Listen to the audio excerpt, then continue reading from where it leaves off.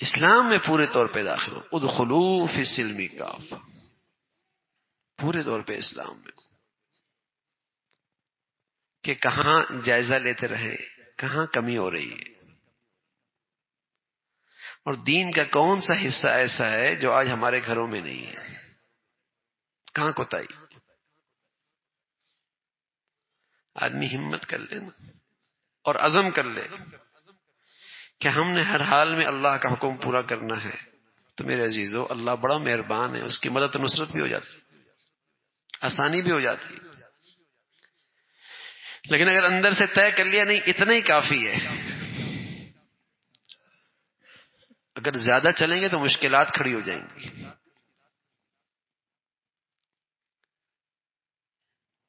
تو اس کو تو اسلام پہ اعتماد ہی نہیں ہے، اس کو تو اسلام کی کامیابی کا اعتماد ہی نہیں ہے. یہ تو نادان یہ سمجھتا ہے کہ زیادہ دین پہ چلیں گے تو مشکلات زیادہ ہو جائیں گی. علمان ولا حافظ، اس کو تو اسلامی زندگی پر اعتماد ہی کوئی نہیں.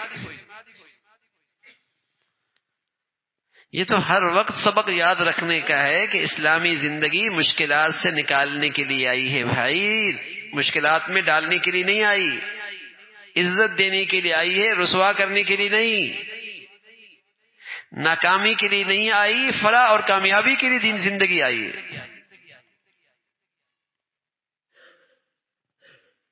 اس کا تو ہر وقت خیال رکھ.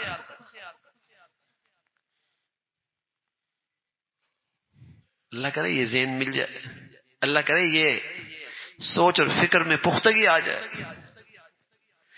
کہ جہاں اپنی اولاد میں، اپنے گھر میں، اپنی زندگی میں، گھر میں، بازار میں کہیں مشکل دیکھیں، پریشانی دیکھیں تو فوراً ذہن کہاں جائے؟ اللہ کی طرف. کہیں کوئی کمی تو نہیں ہو رہی. پہلے اللہ کی طرف متوجہ ہوں، اسے راضی کریں، پھر ظاہری اسباب بھی اختیار کریں، پھر ظاہری وسائل بھی اختیار کریں، پھر ظاہری تدبیر بھی اختیار کریں.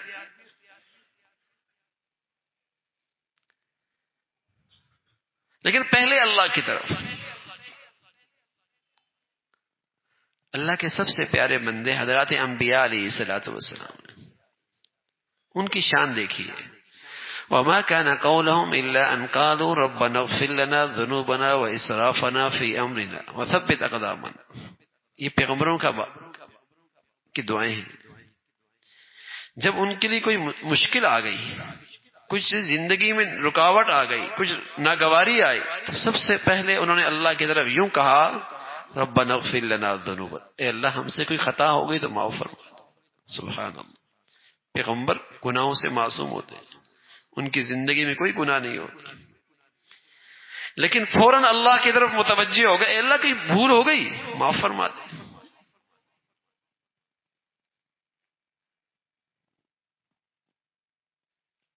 فما وہنوا لما اصابهم فی سبیل اللہ. جب انہیں کوئی تکلیف پہنچی اللہ کے راستے میں تو فوراً یہ کہا وما كان قولهم الا ان قالوا ربنا، اور کچھ نہیں کہا، سب سے پہلے کہا اللہ کہیں غلطی ہوگی تو معاف فرما دے. تو ہماری زندگی کا بھی مزاج اللہ کرے ایسا ہو کہ جہاں کوئی چیز ناگوار آئی، جہاں کہیں مشکل پیش آئی، جہاں کوئی پریشانی آئی، فوراً اللہ سے اے اللہ کہیں نعمت اسلام کی ناقدری ہو رہی ہے، کہیں گناہ ہو گیا، کہیں غلطی ہو گئی، معاف فرما دے. اور رسول اللہ صلی اللہ علیہ وسلم نے بتایا کہ یہ معافی مانگ لینا اور دل کی سچائی سے معافی مانگنا، یہ سب سے مؤثر ذریعہ ہے مشکلات سے نکلنے کا، پریشانی سے نکلنے کا. اس لیے کہ معافی کا مطلب ہے کہ یہ آدمی طے کر رہا ہے کہ یا اللہ اب پورے طور پہ تیرے حکم پہ عمل کروں گا، اب پورے طور پہ تیری بتائی ہوئی زندگی پہ عمل کروں گا. تو اس میں پھر اللہ تعالیٰ کی مدد اور نصرت ہوتی ہے. تو میرے عزیزو کوشش فرمائیں کہ پوری زندگی کا جائزہ لیتے رہیں کہ ہماری زندگی، ہمارے بچوں کی زندگی، ہماری پوری گھر کی زندگی پورے طور پہ اسلام میں ڈھل جائے، اور خاص طور پہ معاملات، معاشرت، اخلاقیات، اس پہ نظر ہو. بڑھیا اخلاق نہ بھی ہوں، کم از کم درجے کا اخلاق تو ہو کہ میری ذات سے، میرے معاملے سے، میرے لین دین سے، میرے رویے سے، میرے رہن سہن سے کسی کو تکلیف نہ پہنچے. کم از کم درجے کا اخلاق تو ہو نا، کہ بازار کی زندگی سے، میرے لین دین سے، میرے معاملات سے اور میری معاشرت سے اور میرے رہن سہن سے اور میرے رویوں سے کسی کو تکلیف نہ پہنچے. کم از کم درجے کا تو یہ اخلاق ہو، تو اس کی بھی ثمرات ہوں، اس کی بھی برکتیں ہوں. اللہ تعالیٰ بھائی ہم سب کو پورے دین پہ چلنا ہم سب کے لیے آسان فرمائے، اور اسلام کی مبارک ثمرات ہم سب کو نصیب فرمائے.